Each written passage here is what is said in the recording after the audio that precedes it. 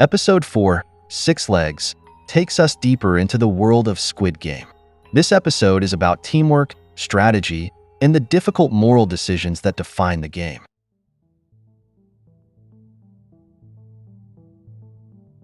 As players prepare for the second game, the players must form a 5-person team for the next game.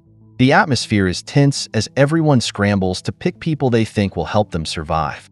Gi-hun, because of his experience in the first season, ends up as the leader of his team. His group is made up of very different people. Young-bae, Gi-hun's loyal friend, who brings trust and support. Their friendship makes their team stronger, but it also means emotions might get in the way. Player number 1, who seems quiet and mysterious. Gi-hun senses he's smarter than he looks. What the team doesn't know is that he's secretly the front man, adding tension to every scene he's in. Jun-hee, who reveals she's pregnant to join the team. Her pregnancy makes her seem vulnerable, but it also shows how far she's willing to go to survive. Thanos, one of the game's boldest players, chooses a team focused on strength and power. His group looks like they'll crush the competition, but having so many strong personalities might cause problems when they need to work together. Hyun-ju's team feels different from the others. It's more personal and emotional because it includes her son, Young-sik, and another player, Gi-hun, who has a kind, motherly personality. This group's bond makes them work well together, but it might also hold them back in tough moments if emotions get in the way. Each team has its own way of working. Gi-hun's team is clever and unpredictable. Thanos' team is strong and confident. Hyun-ju's team is caring and united. These differences make the episode more exciting as we see how each group handles the challenges ahead. Forming teams shows not just strategy, but also how complicated relationships can be, full of trust, fear, and hidden motives.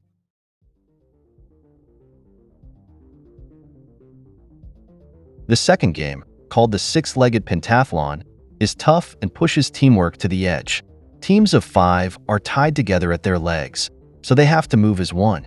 Every step in action depends on trust and working together.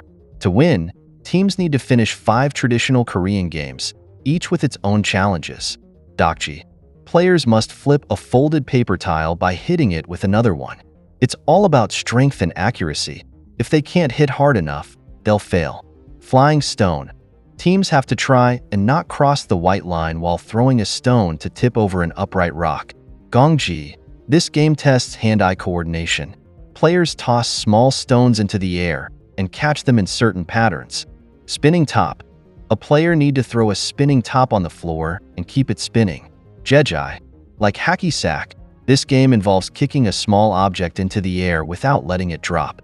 If a team doesn't complete all of the games within 5 minutes, they are immediately eliminated. The tension rises when the first 2 teams try the course and fail, leading to the shocking elimination of 10 players. Watching these eliminations shakes the remaining teams. They start doubting their plans, their teammates, and even their chances of survival. The game forces them to work harder, but the pressure reveals their fears and weaknesses. For us, the Six-Legged Pentathlon is fun but terrifying to watch. It turns simple childhood games into a life-or-death situation.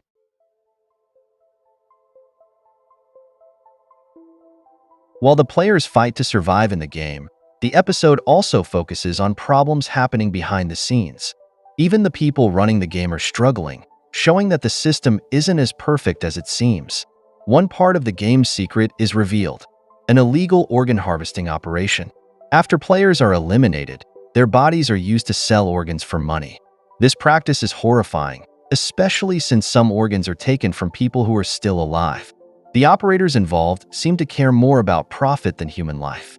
During this, Soldier 11, No-eul, killed a player who had survived the first game and was about to have his organs sold. But because No-eul killed him, his organs no longer worked.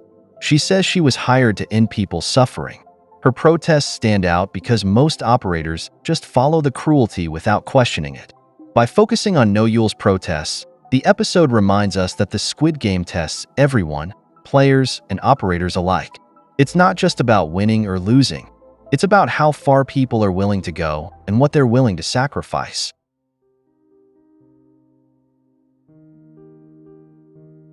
The episode shows how trust is put to the test in the teams.